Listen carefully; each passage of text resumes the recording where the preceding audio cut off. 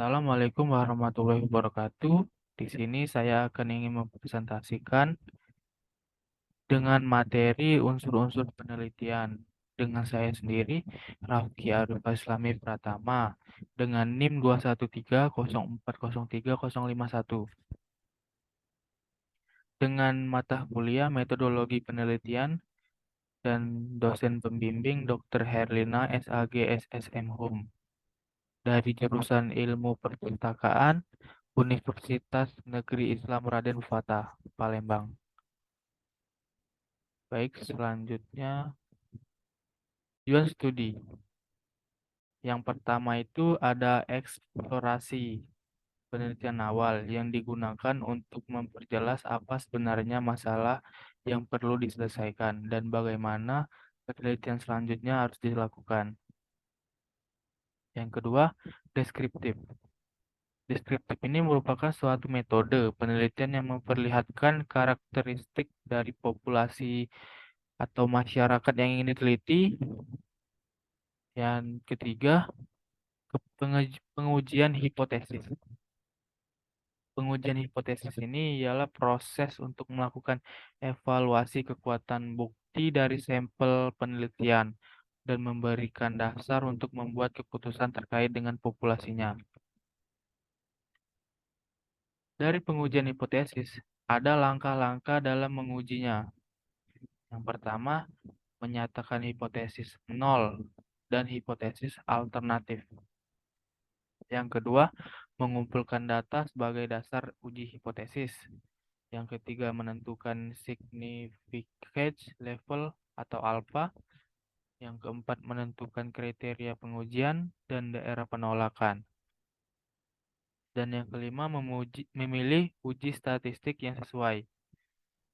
Dan yang terakhir, menarik kesimpulan. Dan tujuan studi tadi yang keempat yaitu analisis studi kasus. Maksudnya salah satu cara penelitian yang mempunyai unit analisis yang mengacu pada tindakan individu maupun suatu lembaga ketimbang dengan diri individu maupun lembaga itu sendiri. Jenis investigasi ini ada dua. Yang pertama, investigasi kausal, yakni bertujuan untuk memahami hubungan sebab dan akibat antara dua atau lebih variabel. Yang kedua, investigasi korelasional. Jenis investigasi korelasional ini bertujuan untuk mengeksplorasi hubungan statistik antara dua variabel. Tingkat intervensi peneliti terhadap studi. Adanya intervensi peneliti dalam riset mempunyai peranan dalam menentukan secara langsung apakah studi yang dilakukan adalah kausal dan korelasional. Bentuk intervensi peneliti dalam riset terdiri dari intervensi minimal, intervensi sedang, intervensi berlebih.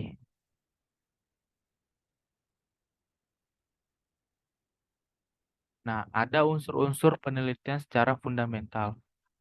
Yang pertama ini konsep. Konsep ini diartikan sejumlah yang berkaitan dengan peristiwa, objek, atau kondisi dalam situasi masyarakat, atau terciptanya dengan menggolongkan objek-objek atau peristiwa-peristiwa dengan ciri yang sama.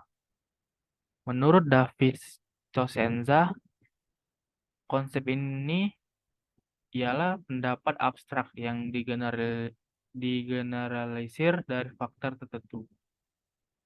Dan yang terakhir, sukses riset tergantung dari kejelasan dari konsep pemahaman orang lain. Yang kedua, proposisi. Proposisi ini ialah pernyataan yang berkaitan dengan hubungan antara konsep-konsep yang ada. Yang kedua, pernyataan hubungan universal antara kejadian-kejadian yang mempunyai karakteristik tertentu. Kepuasan pelanggan ini merupakan fungsi dari kinerja petugas. Contohnya, kepuasan pelanggan meningkatkan loyalitas konsumen. Jadi, konsumen itu merasa nyaman terhadap layanan tersebut.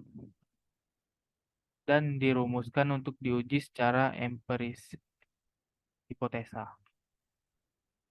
Yang ketiga, teori. Teori ini paling besar peranannya dalam penelitian, yaitu serangkaian asumsi, konsep, konstruk, definisi, dan proposisi untuk menerangkan suatu fenomena secara sistematis dengan cara merumuskan hubungan antar konsep. Teori ini ada tiga hal. Yang pertama, teori serangkaian proposisi antar konsep-konsep yang saling berhubungan. Yang kedua ini teori menerangkan secara sistematis suatu fenomena dengan cara menentukan hubungan antar konsep. Dan yang ketiga, teori untuk menerangkan suatu fenomena tertentu dengan cara menentukan konsep mana yang berhubungan dengan konsep lain dan bagaimana jenis bentuk hubungannya. Dan yang keempat ini ialah variabel. Variabel ini ialah sesuatu yang dapat membedakan atau mengubah nilai, atau bisa juga konsep yang mempunyai variasi dalam nilai tersebut. Bentuk variabel ini ialah ada dua, kategorikal variabel yang membagi responden menjadi dua kategori atau lebih, seperti dikotomi, jenis kelamin, status perkawinan, dan lain-lain. Atau politomi, tingkat pendidikan, jenis pekerjaan. Dan yang kedua ini kontinu variabel, yakni nilai-nilainya merupakan suatu skala, ordinal atau rasional. Misalnya seperti umur, jumlah, pendapat, penghasilan, dan lain-lain. Dan yang terakhir ini ialah hipotesa. Hipotesa ini penjelasan sementara, asumsi untuk sementara suatu fenomena yang diasumsikan secara sementara dalam keadaan tertentu. Pernyataan peneliti ini tentang hubungan antara variabel-variabel dalam penelitian. Diperlukannya uji kebenaran dengan cara penelitian sebagai pedoman arah penelitian tersebut. Baik, itu saja yang bisa saya sampaikan. Bila ada kurang, saya memohon maaf. Tutur kata saya mohon maaf juga. Demikian yang bisa saya sampaikan. Wassalamualaikum warahmatullahi wabarakatuh.